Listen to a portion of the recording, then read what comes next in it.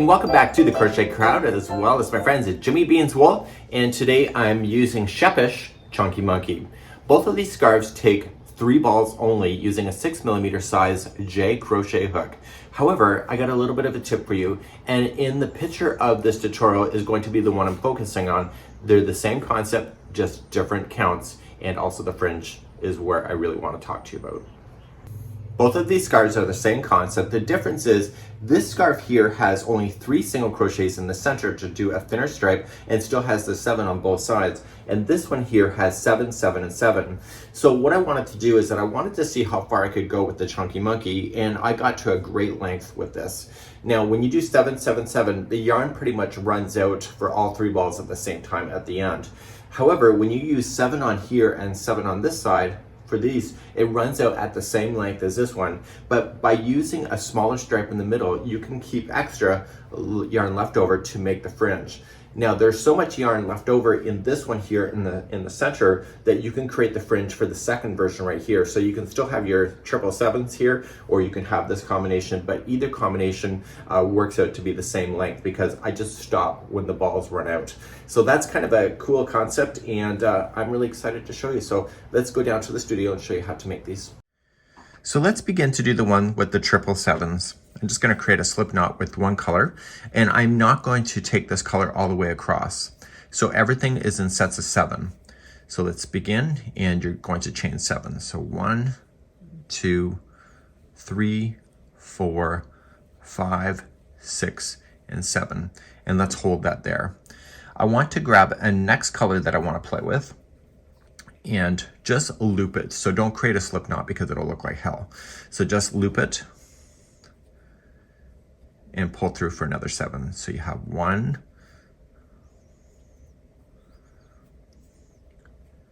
2, 3, 4, 5, 6, and 7. Okay, and let's grab our next color up. So there's 3 colors total. Again, loop it, do not create a slip knot, and say 1, 2, 3, 4, 5, 6, and 7. And because this is the last color, you need to do 1 more. So it's technically 8, because what we're going to do is we're going to travel with single crochet going all the way across and only using the colors so that it lines up with each other. Let's begin row number 1. To go back across row number 1, you're going to go directly behind the hook and grab that one there. It's almost like Tunisian.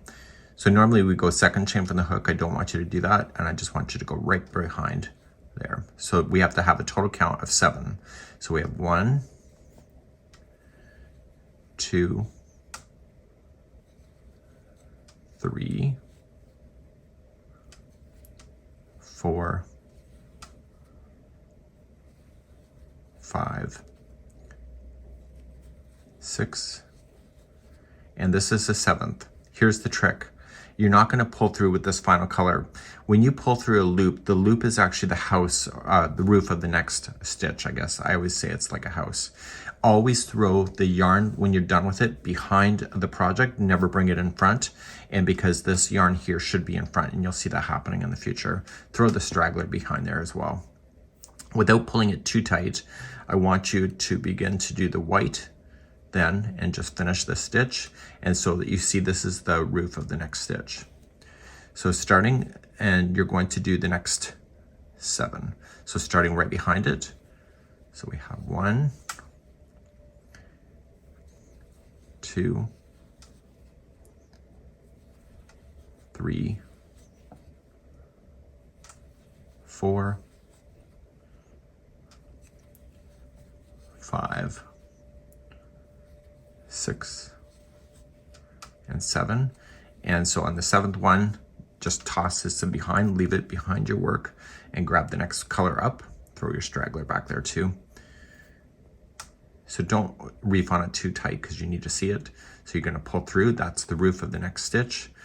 So we now have 7 stitches left, and you can count it. You can see it on the chain. So starting in the first one, so we have 1, 2, 3, 4, 5, 6, and 7. So now we just have our 7s all lined up right to the very end.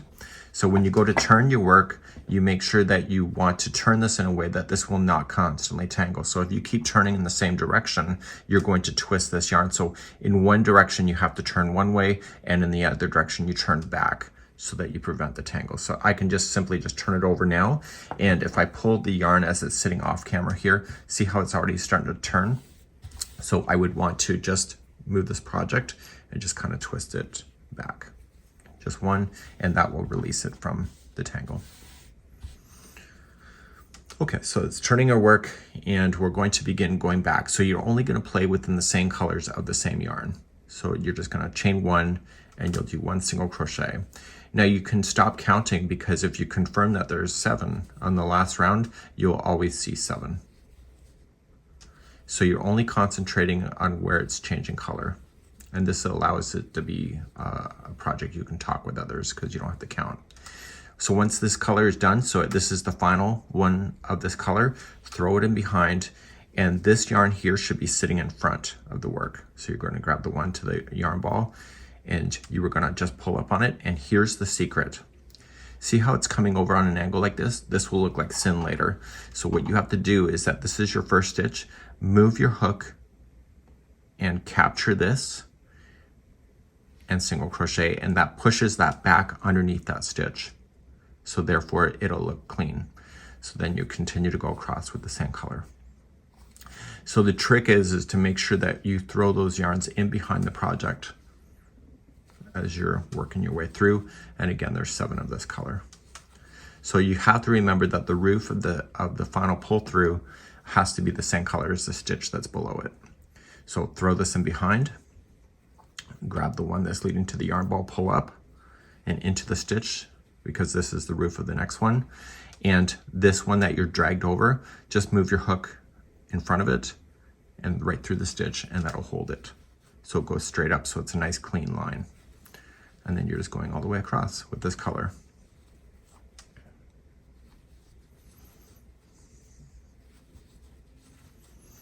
This project is really fast. I did the Christmas version scarf in just 2 nights.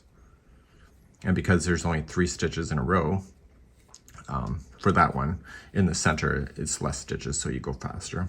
So looking at how this is turned, you're going to want to turn it in a way that it prevents it from tangling. See this? That's a natural look right there. Okay, so that's something that is not your fault if you see that. So chain 1, and you're just going to single crochet across the tops. So this is better to my point of view than tapestry. You have nice clean lines, and you don't have any bleed through of colors underneath the stitches.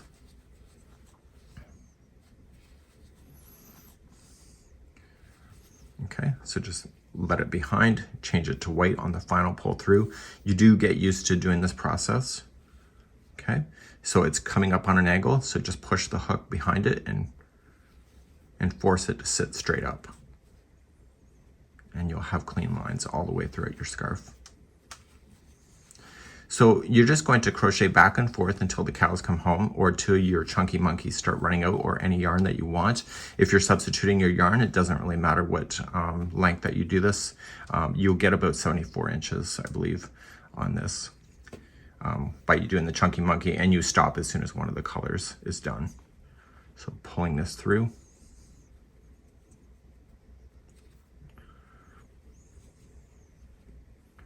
Okay, I made that look complicated.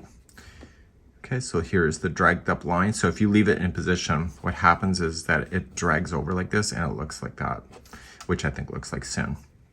So if you get that hook in behind and just push it forward, it's a nice clean line.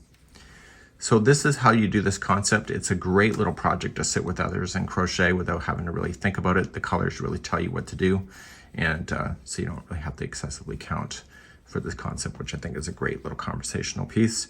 Once you get enough done, you can just start weaving in your ends at the bottom here, and just take your tapestry needle and just carefully just put that into position.